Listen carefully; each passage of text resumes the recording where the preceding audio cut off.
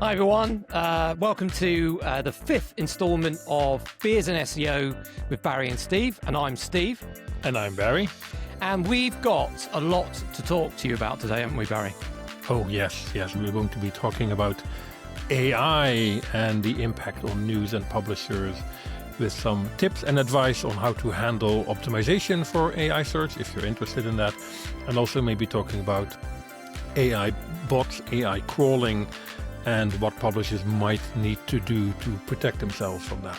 Yeah, so it really is a bumper edition, and every week, before we record, me and Barry have a list of things that we're going to talk about, and I always front load it with the entree, some things that we discussed before the main course, and the main course is pretty substantial. So stay tuned and get your notepads out, or Notepad LLM. Right, so Barry, first of all, the most crucial item is, what are you drinking today? Today, I am drinking Bullhouse Hoppy Days. This is actually from a brewery in Belfast, in East Belfast, close to where I used to live before I moved to Cookstown. They have a lovely own brewery. They have their own tasting room, and basically it's a glorified pub and a bit of a hipster place, but who doesn't like hipster places? This is a hazy IPA, and I haven't actually tasted it before, so this is my first sample of it. Please feel free to complete the sample. That's delicious, actually. That is really Nice. really nice. I quite like hoppy beers, and this one is hoppy without being overwhelmingly so. Oh, this is gorgeous. I might have to drink this one more often. I think we need to get you onto advertising, Barry. I think that's really, really good. Myself, I'm on a Northern Monk variety, so it's a classic. I mean, this Leeds brewery, I probably late coming to this, but I discovered it by using one of those kind of like, mailing beer, the convenience of beers being delivered to you. I've never really sort of like stopped appreciating that. I've got I had at the time a selection of Northern Monk beers, and the Eternal one. I mean, it's a session ale. It's for me now. I think gone are my days of the kind of like European beers where they're sort of like 7 or 8%, and I can't do that anymore either. Like 5% is sort of my maximum nowadays, and after that you're just taking the piss, really. Yeah. I mean, it was fun discovering all that, but yeah, if you've got to go to work the next day, it's not so great. So right, so the entree. So there's been like some really like every week. I mean, most of our jobs now working in SEO and AI visibility, right? I mean, a lot of it is just keeping up to date with everything that's being discussed, and new reports and new analytics. It's, I find my, what used to be like 20 minutes before the working day, just catching up. I now have to book in like an hour just to go through everything, because particularly over the weekend when it drops stateside. For me, it's about, I'd say about 20% of my time is just spent reading stuff, trying new tools, staying up to date on the latest. I mean, SEO has always been an industry where change is just part and parcel of what we do.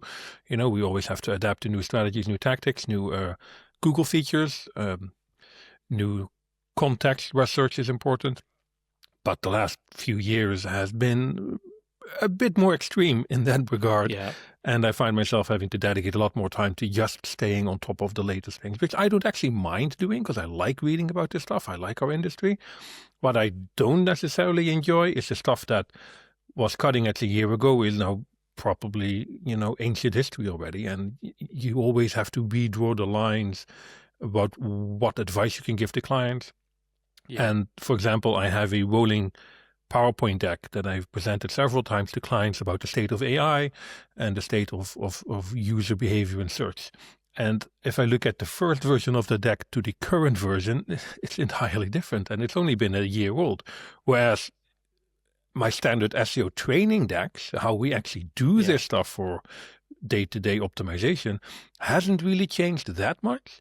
But the context in which we do that has drastically changed. Yeah, and we're going to come on to a bit on that. But looking at like the last couple of weeks, I think there's a couple of things that we might want to comment on. So obviously there was the March core update. Yes. Now, we had two updates. We had the spam update and the core update back to back. Yeah. So how impactful do you think that's been, Barry? I haven't really seen significant shifts off the back of it. Neither the spam update nor the core update. I know some people said they saw some shifts off the spam update, and there were some minor fluctuations of the core update, but I can't really say that we can isolate the core update as being the culprit there, because those fluctuations tend to fall in the regular ups and downs of the news cycle and traffic deviations anyway. Yeah, I was speaking to some news publishers, and without naming names, somebody said, reporting back to senior level, some of our sites went up, some of the sites went down. And yeah, we have these fluctuations, but there doesn't seem to be, I mean, I know others like Aleda, and there's been many other sort of in-depth analysis on various different sort of outlooks on it. It's always useful to look at who, winners and losers. It's always important, but it seemed that the winners didn't win by much and the losers didn't lose by much, although at least in the news publishing world. So we'll see. Yeah, fairly uneventful one, which I think we should be very grateful for. It's more or less bypassed the news industry in a meaningful fashion. So we can relax a little bit and breathe a bit easier, maybe. Right. So on to our second item, and this is, do you know what? I normally have like little notes to support each of the talking points that we're going through, and I've just got in exclamation marks the back button. So this is all about Google releasing, basically now saying that publishers who are hijacking the back button when you're visiting their sites. So by that, it is a terrible user experience to call that out immediately. But, for those that may not have ever experienced it, you attempt to leave the site, and then it will throw up an additional page of, you might also want to read this. So really, it's like 2 clicks before you have to get out of that site. So Google are going to come down heavy on this, aren't they? Yes, they're giving us 2 months notice before they start rolling out manual penalties. And I've seen back button hijacking appear in multiple different forms, like the form you said. You click the back button, you get an overlay before you're allowed to leave the site. Other websites are even more aggressive, where the back button doesn't actually go back at all, but it just sends you to an entirely different article. So basically inflating their page views by just making the back button do something else entirely, as if you're clicking on a link. And I'm actually a huge fan of this particular spam policy. I have had issues with Google's new spam policies before, like site reputation abuse, I think was a massive overreach, and I do not agree with it. This Google spam policy I am a huge favor of, because it is actually bad user experience. It is a dark usability pattern that some publishers, some websites have embraced as a way to artificially inflate the time on site, artificially inflate pages per visit, and has no benefit whatsoever for the user, and is only there purely for publishers to make more money. And I think Google, with its power it has over the web, can make the web a better place, and it has done so before by, for example, pretty much forcing everybody to go to HTTPS, secure connections, instead of HTTP. Yeah. And this is one of those things where Google is using its power to actually make the web a better place. So for this one, I am all in favor of it. Having said that, you also sort of have to question the power that Google then has over the web, that they can make these policies and basically force the entire web to adopt their rules, because if you don't, you lose your Google traffic, and that's a situation very few websites are comfortable being in. So while I like the policy, it also highlights the fact that Google probably has way too much power over the web as a whole. But, that's not something we want to talk too openly about, lest we bite the hand that feeds, right? Yeah, which is a great song by Trent Reznor, 9 Inch Nails.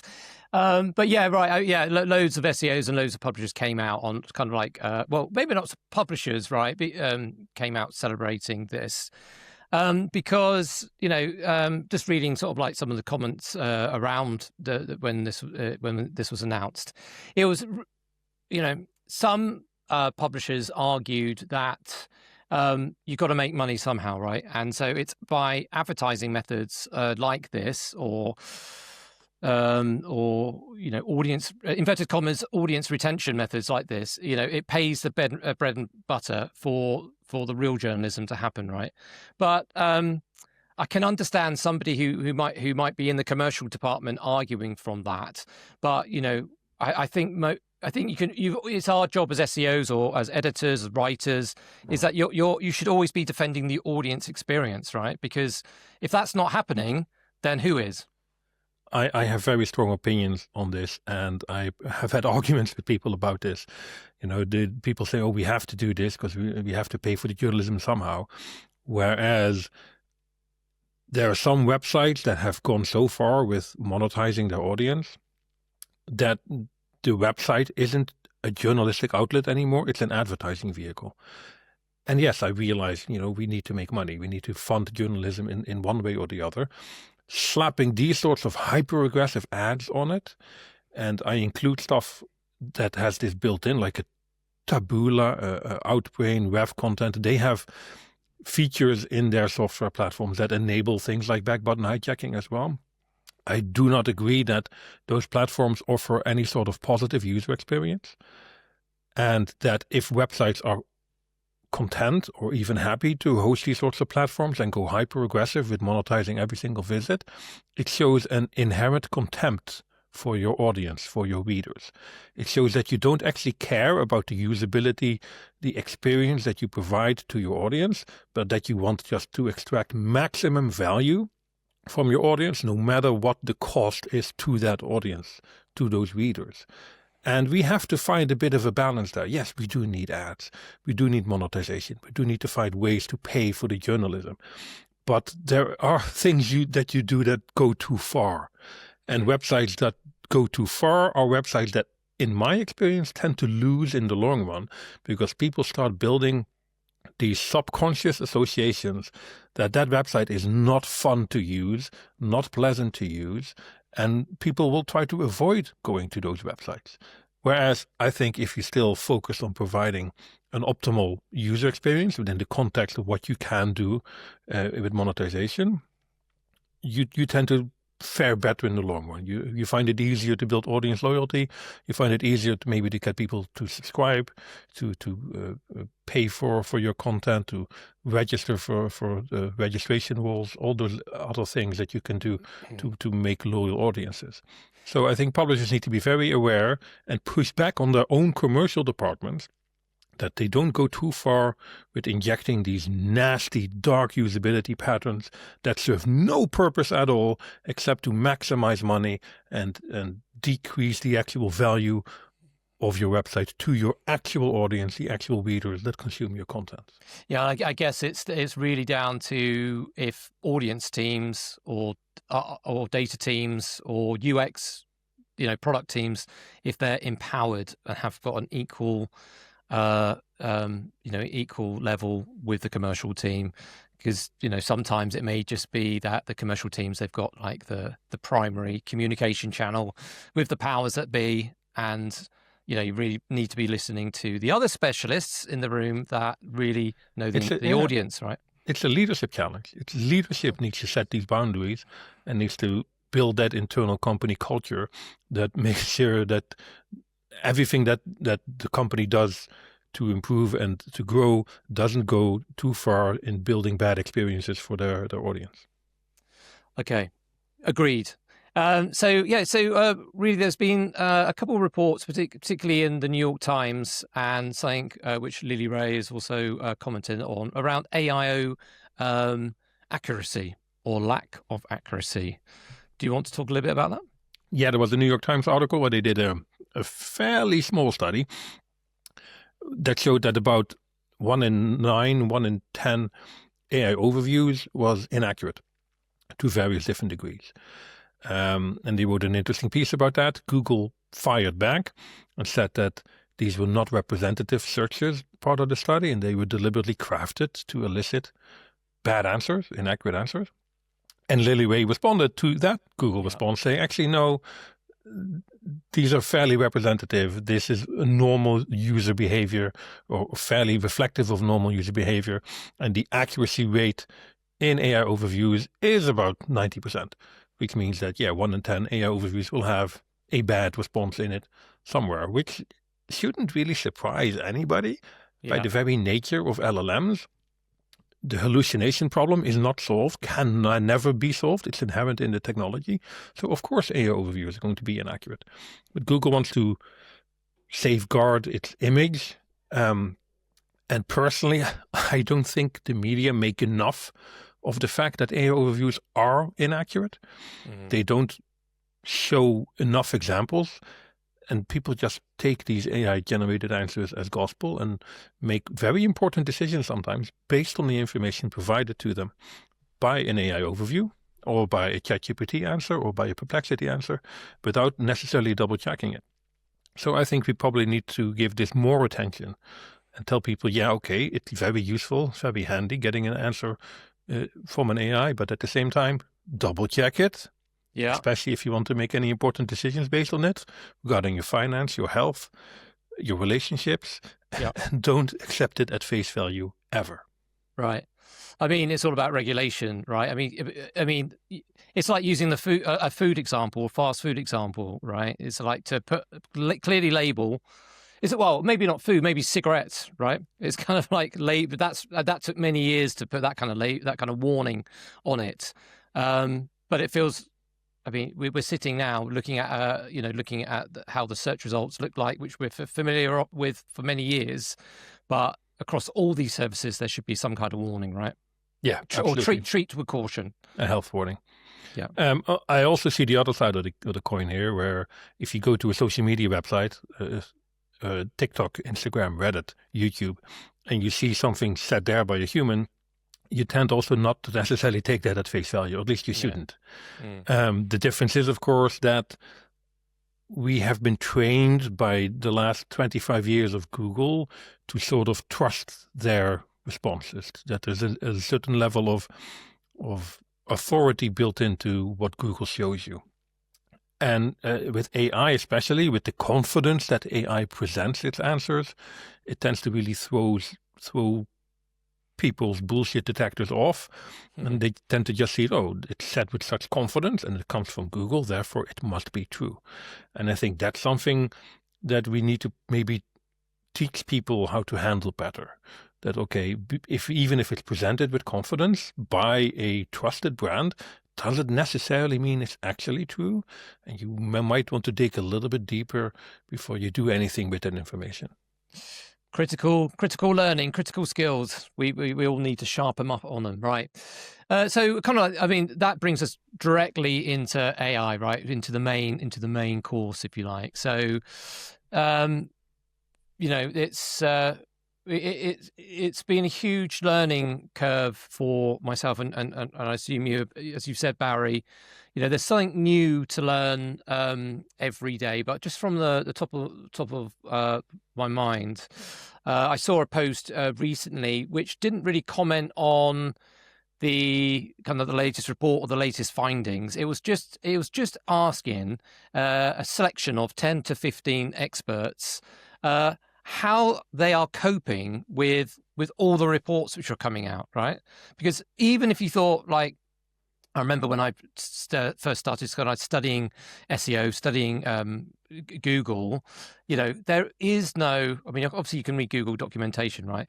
But there is no central resource where you can learn everything. It's a much more complex thing. You've got to read the latest studies. You've got to network a lot. You've got to kind of like, you've got to test.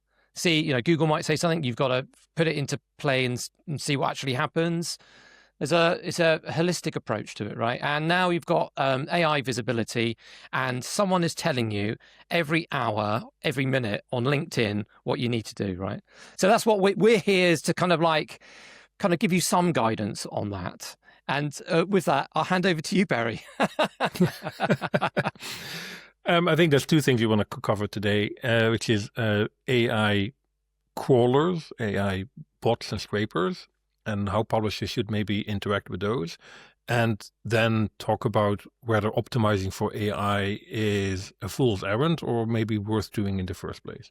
I want to start with crawling and how AI crawlers are currently behaving, because that's also a bit of a hot topic at the moment. And is also an accelerating topic because the AI bots are getting much more aggressive. I've seen some interesting data, interesting reports, as per what you just said, because this stuff just keeps flowing out at like one report a day, and it's hard to stay on top of. But this was an interesting one from Tollbit, which have a state of the bots report that they do every quarter. And for the last quarter of 2025, they had an interesting report that showed that there's very aggressive crawling happening by AI bots, primarily ChatGPT, and most of that is not actually training data. There's two types of crawling generally that happens, increasingly three types, but let's talk about the big two types, which is a crawling for training data, which is how AI tools gather content to either train an entire model or fine-tune and improve an existing model. And then there's retrieval augmented generation, RAG, which is when someone actually does a prompt on an AI system like ChatGPT, and ChatGPT goes and basically searches the web for relevant pages and then retrieves them and summarizes them and provides them as an answer and shows them as citations.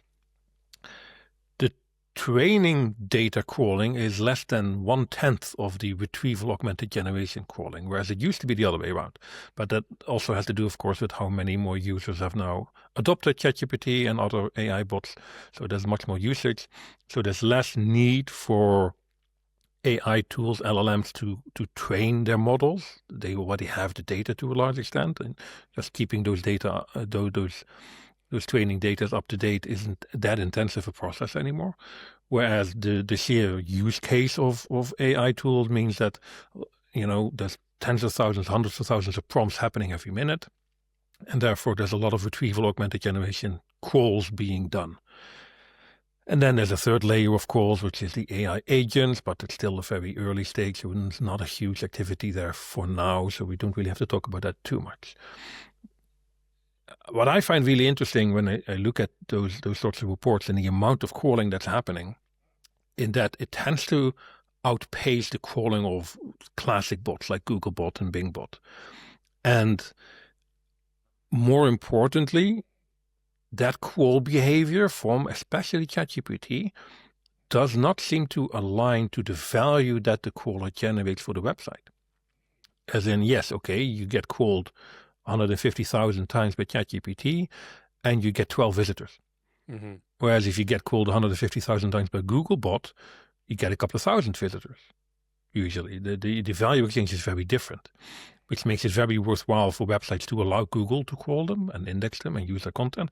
Whereas the value exchange for ChatGPT is less clear. It really means what the goal is of you being shown in a ChatGPT generated answer. We can talk about that a little bit later as well. And you have methods of blocking certain crawlers on your website, but those methods are not necessarily foolproof because there's certain workarounds that the AI tools use. To stay with ChatGPT for a moment, they have the main retrieval augmented generation crawler is ChatGPT user, which is what they call user instantiated, which means they only trigger a call when a user asks for a specific prompt. And that also means that ChatGPT feels it shouldn't necessarily respect your robots.txt disallow rules, because when you browse web pages in a browser, you also don't respect robots.txt. If there's a link to a page, you can just visit it in the browser, whether or not a bot like Googlebot has access to it. And ChatGPT extends that to its ChatGPT user crawls as well, because the user instantiated, they basically see it as sort of a browsing session, and therefore should be able to load the web page. Of course, there isn't actually a browsing session. The page doesn't actually load. It's just ChatGPT downloading the HTML, extracting the content, regenerating it in an answer and serving it up to their users. So again, there's no value exchange. You don't get a visitor to your web page, whereas in a browser, of course, you do. So I think that's a little bit of a sneaky method. But you can still probably block ChatGPT user if you want on a hosting level. But then there's an extra layer, a really, really problematic layer, I think, is that there's a lot of third-party crawlers, like a lot of them, that will basically scrape the web, everything they can find, and using user agents that you probably have never heard of.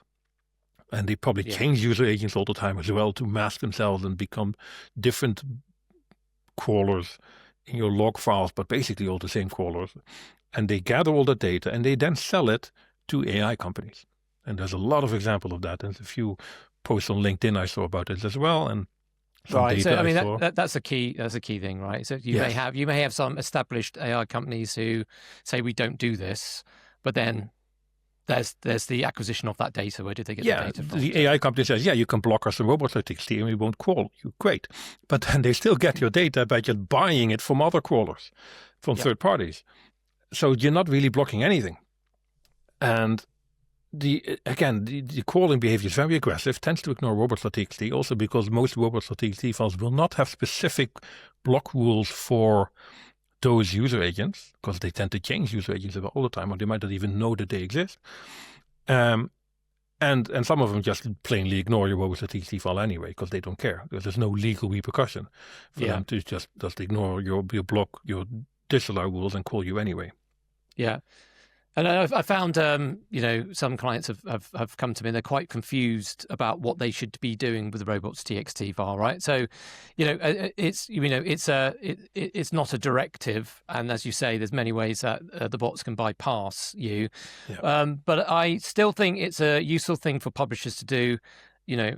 For those that do not know, please go and check out the robots.txt file. So it's literally domain/robots.txt.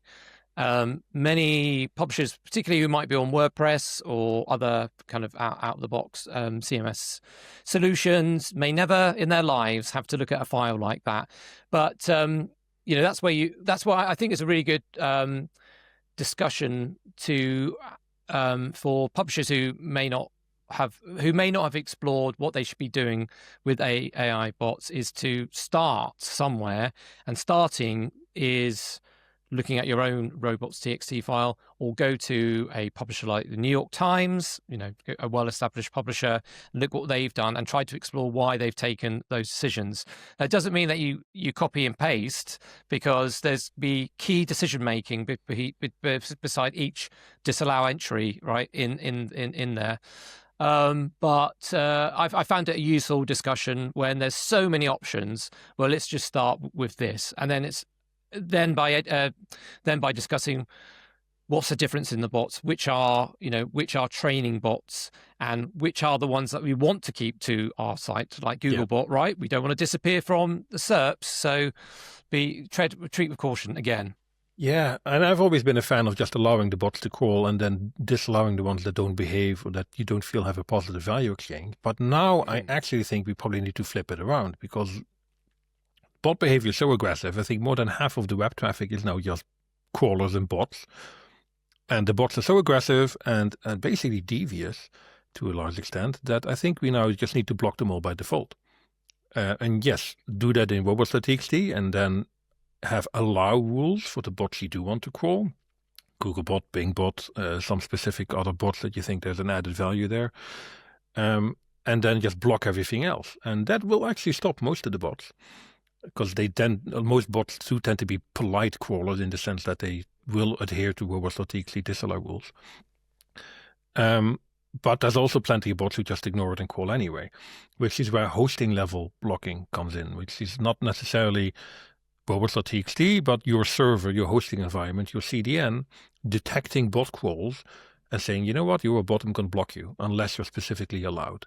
And CDNs like Cloudflare already have these things enabled. And I think more CDN providers will follow. And it's one of those symptoms of how the web has changed from an open, free access ecosystem to increasingly walled gardens. And this is all another extension of that, where, I sound maybe a bit old-fashioned or slightly depressed of this, because I remember these old days of the web, Steve, like you do, where it was just a free-for-all. It was like the Wild West. You could build anything, launch it, and it was good, it was happy. If a little bit of a cowboy environment as well. Whereas now everything is going behind walled gardens, paywalls, logins, you name it. And even, access to content by machine systems is now being blocked very aggressively on the hosting level, because we have to, because it's self-defense, it's pure protection, because the economics of the web have now been skewed in such a way that giving away your content for free without any safeguards is not commercially viable in any way, shape or form.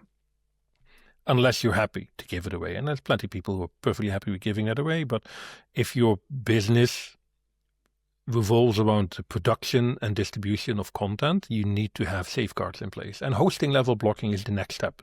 After paywalls, after registration walls, all those things, we now also have to block bots in a very direct, aggressive way on a hosting level, and only, I feel, allow bots to crawl your website where you know you have at least a good chance of a positive value exchange.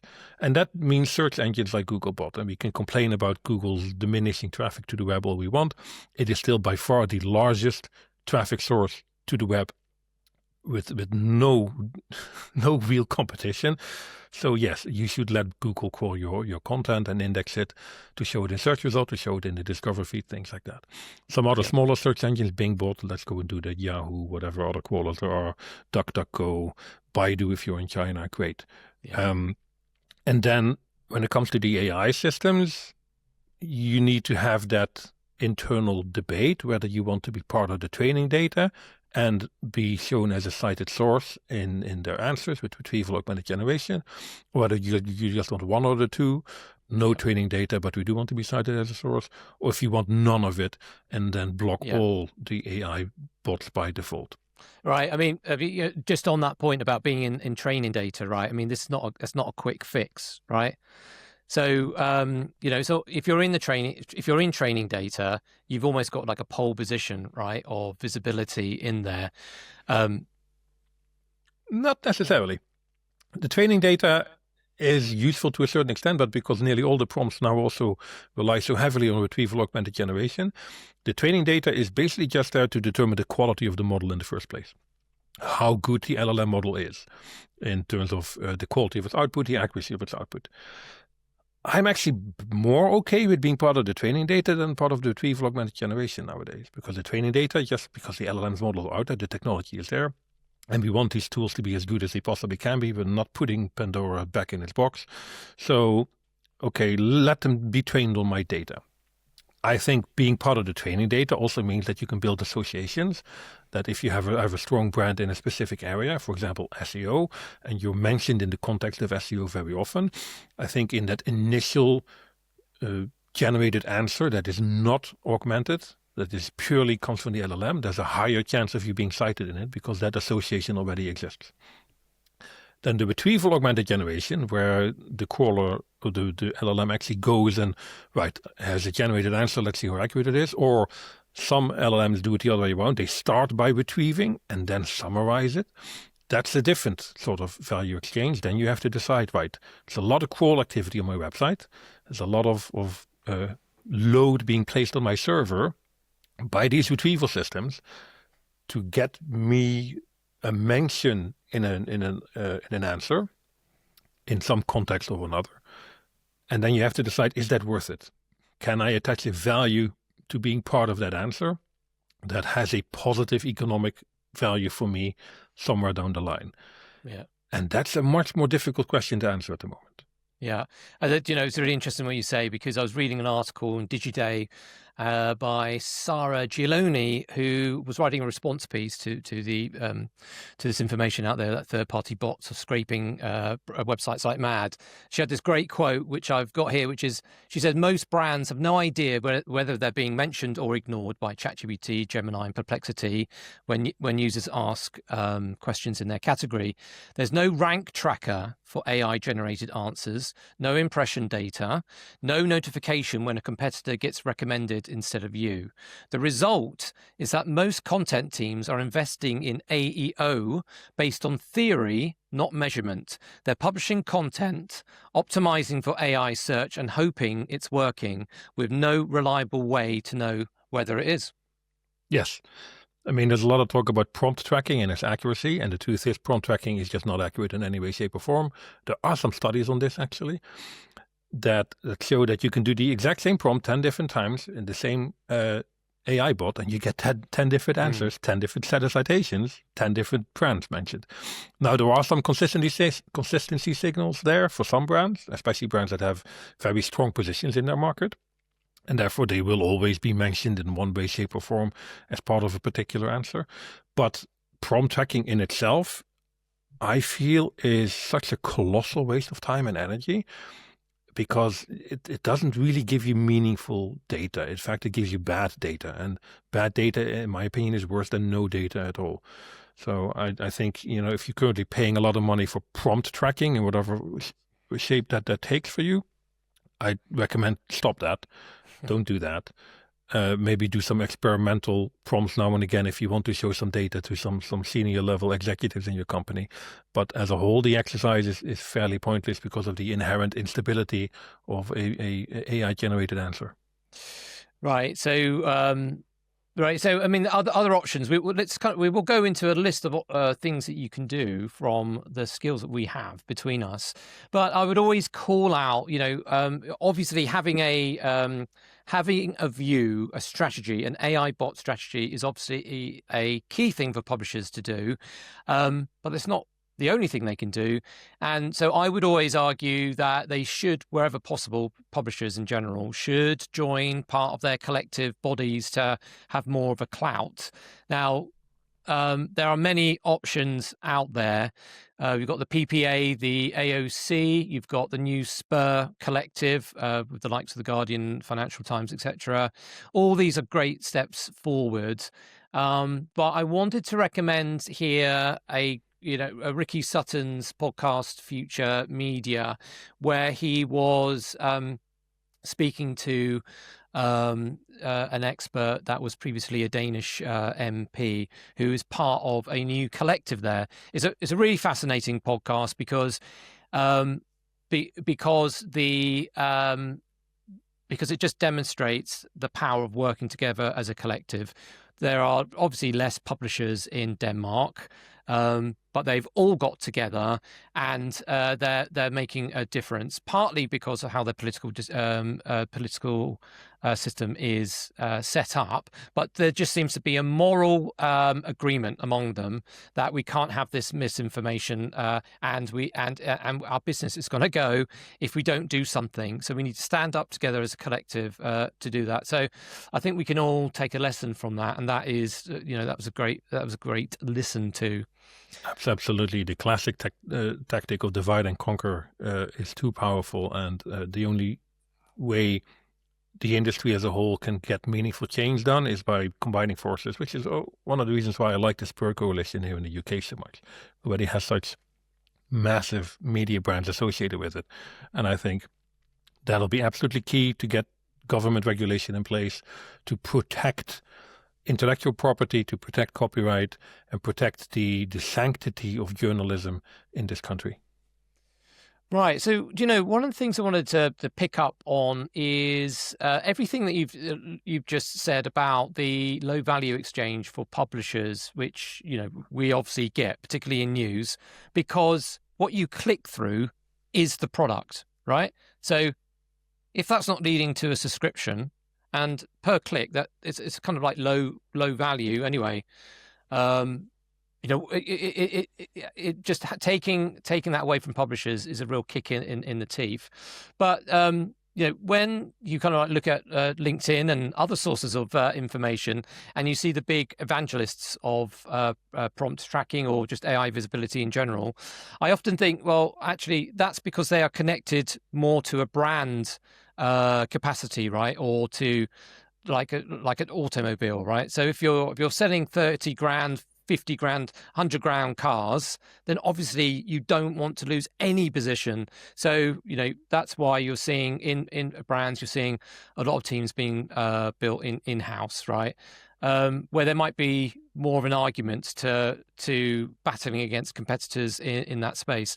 But obviously, if you talk to most news publishers, there doesn't seem to be this kind of assortment of teams assembling to build AI visibility teams, right? It seems to be more something that SEOs or audience teams are kind of looking at. But I mean, would you agree just because the value exchange is so low, that's why it's not happening? Yeah. If you have a direct sale opportunity or even an indirect sale opportunity and part of a customer journey through a funnel, then being visible in AI-generated answers has value because people do use it to do research. Sticking with your car example, you can imagine people asking what is the most reliable car, what is the best value for money car, what is a fairly good affordable luxury car, things like that. And if your brand matches those sorts of queries, you want to be shown in those answers. So optimizing for AI visibility in those contexts, very important.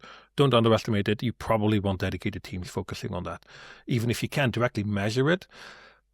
But that's the same way we have with classic advertising. You don't know what part of it works, but you know that it works, so you just keep doing it. And the same with AI visibility. You sort of need to see it as indirect advertising in AI. If, however, your output, your product is content, you have a very different context when it comes to AI visibility, because the output of AI visibility is content.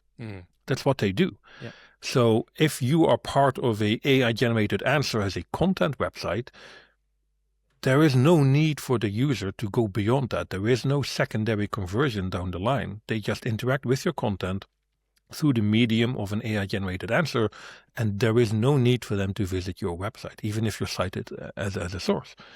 If you are a traffic-dependent website, which most publishers are, there is no value, none whatsoever, in being visible in an AI-generated answer, because the traffic just isn't there. Yeah.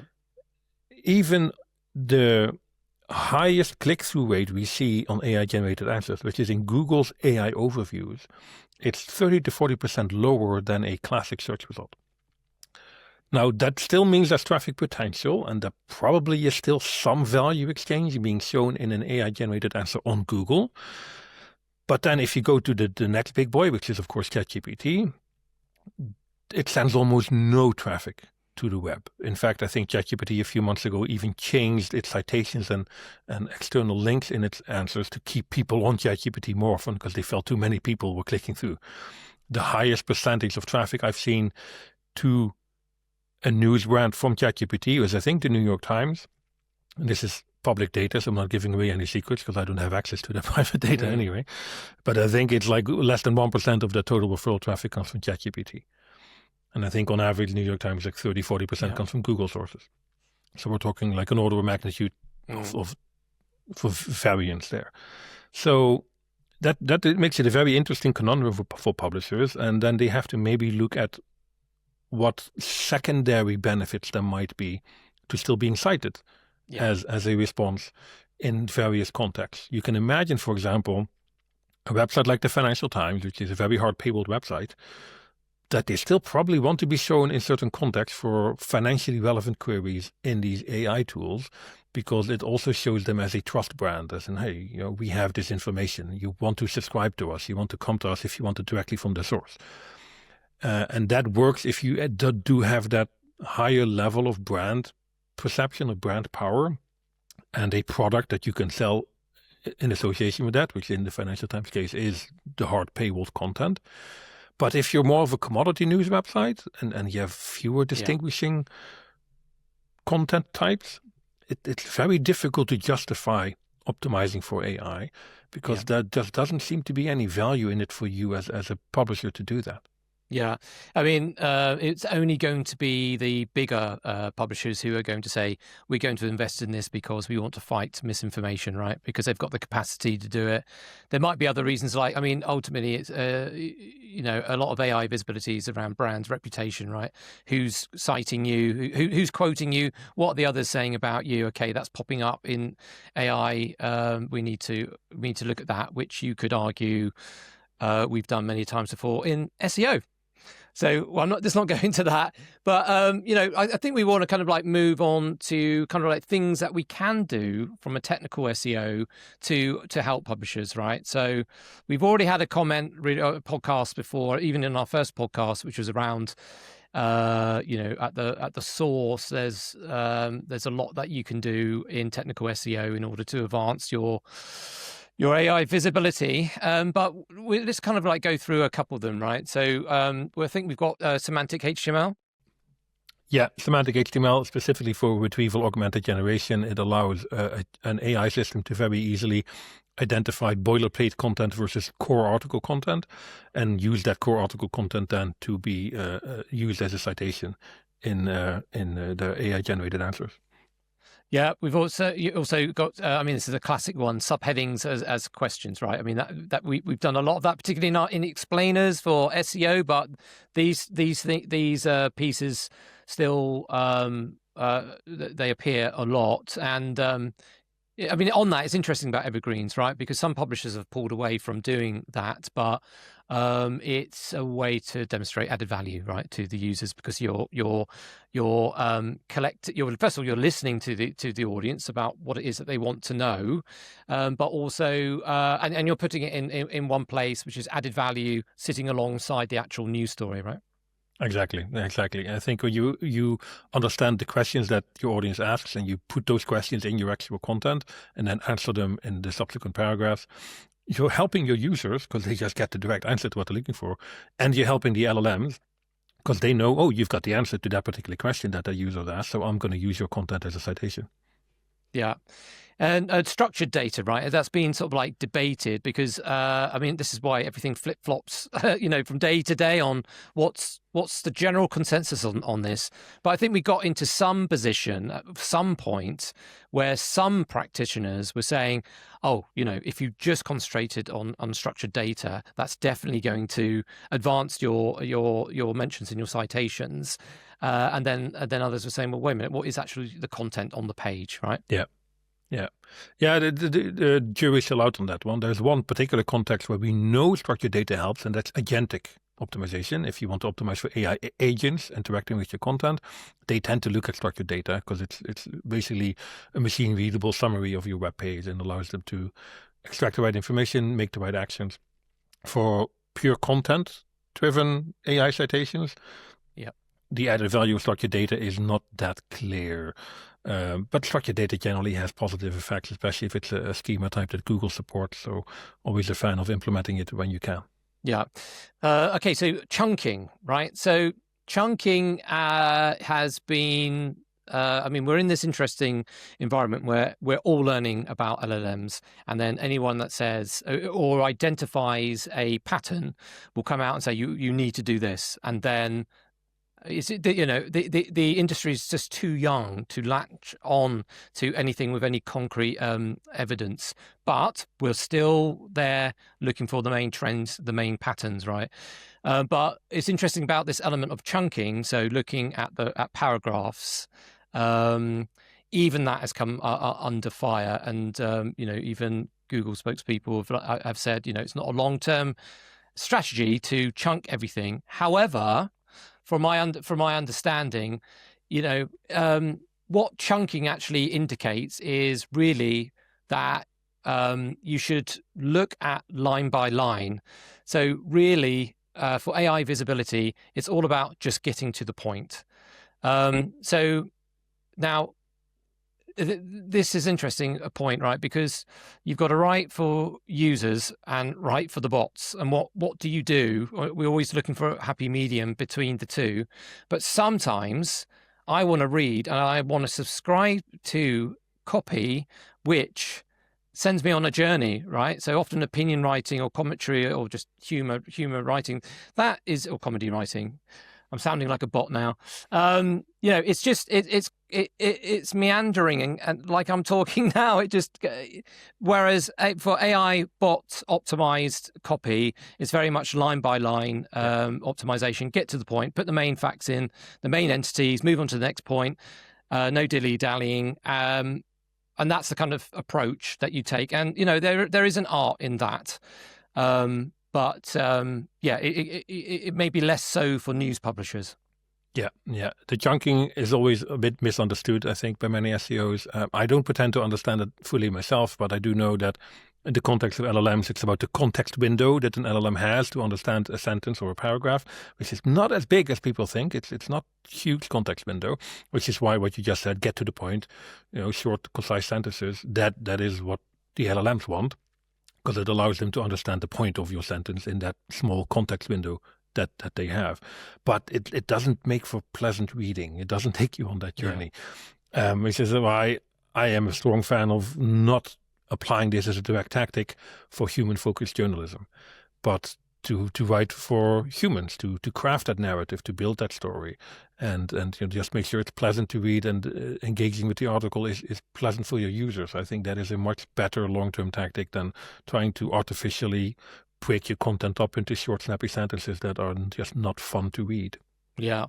And also, there's also a side note here on when you're using AI to help create copy, just be very careful. I think the general consensus there is, it's fine to have AI assisted copy to help you, but if you are using AI to just generate the actual idea of the article, be very careful of that, because it's only sourcing what it's already read, right? So will it mention you if you're just redoing something it's already got? So it's definitely worth being careful there. This is an old favorite of mine: crawlability and crawl depth and internal linking, right? Yes. I think that's our speciality, isn't it? Yes.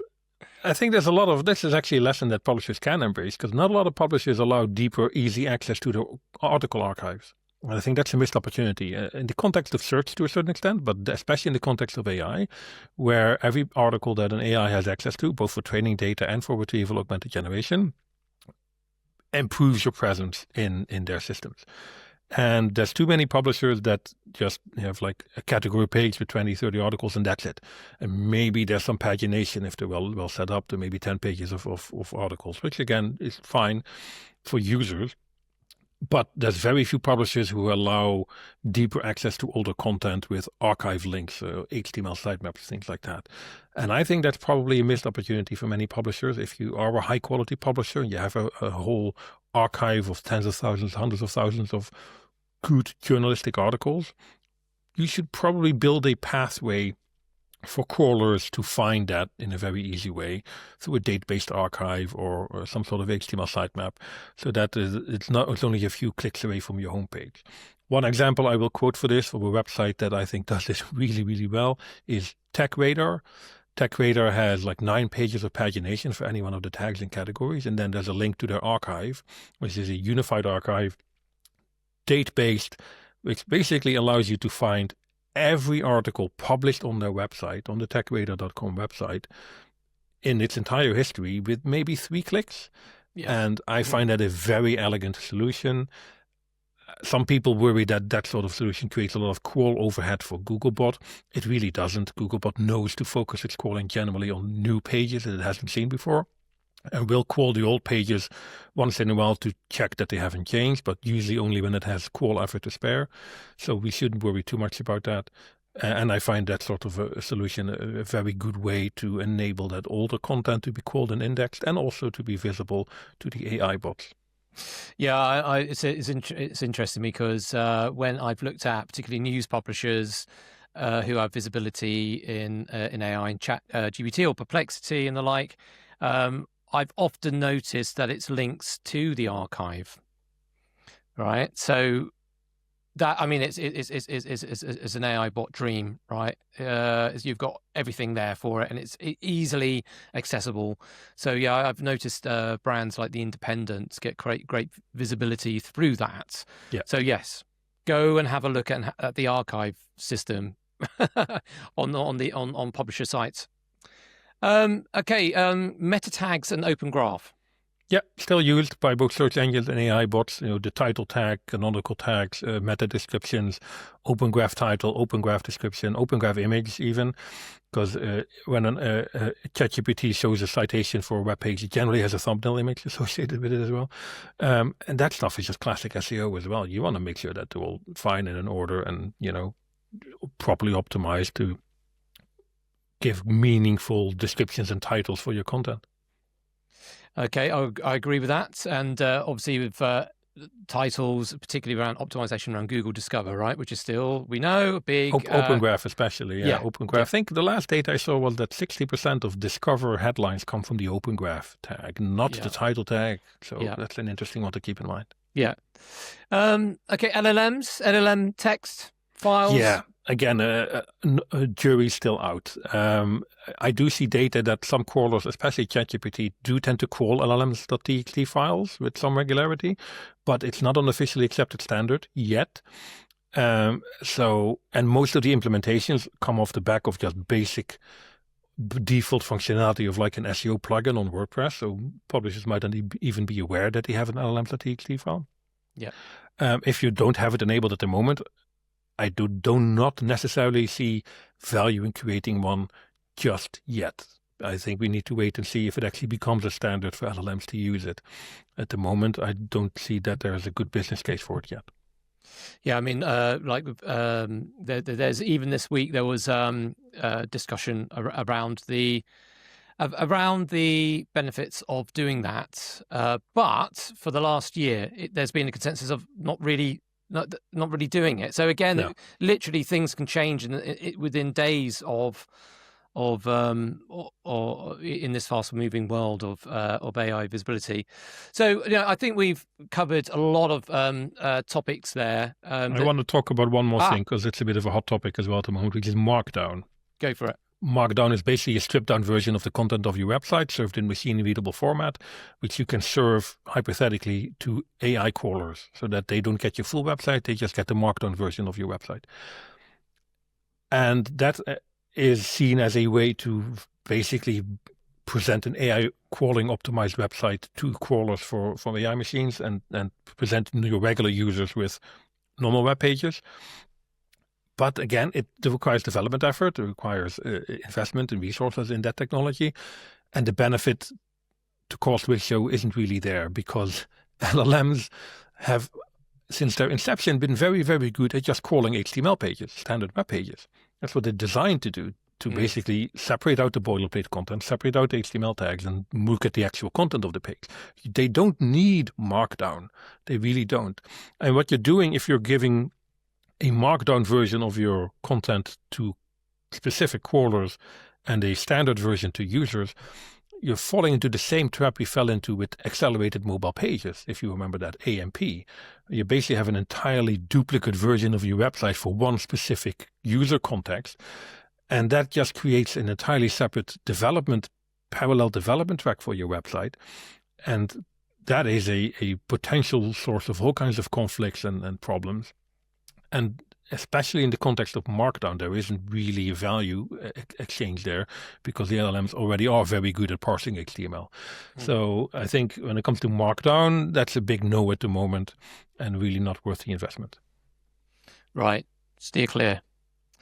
Okay, right. So that's lots to consider. I think that was a hearty meal this time. Absolutely. Okay, right. So I think we're going to sign off there. Obviously, we would always cherish feedback and comments and recommendations for what to cover on this podcast. We will be attending Brighton SEO in a couple of weeks, won't we, Barry? Yes, we are. Yes, we are. 2 weeks from now. 2 weeks and 2 days. I look forward to it. I tend to only go to the spring edition rather than the autumn edition. So the spring edition is coming up. And for me, Brighton SEO is all about the people who are there and the connections that you make and catching up with old industry fans. So I look forward to seeing you there as well, Steve. Yes, I'll be there with ice cream in hand, although I think last time it rained. But anyway, we'll be down on the beach, our toes in the water, maybe with a beer in hand. Please remember I'm going to do that thing of please comment, like, subscribe on our podcast, wherever you can find it. We're across all platforms. And like I said, really would look for recommendations to discuss on future episodes. But for now, thank you for listening. Thanks very much, everybody.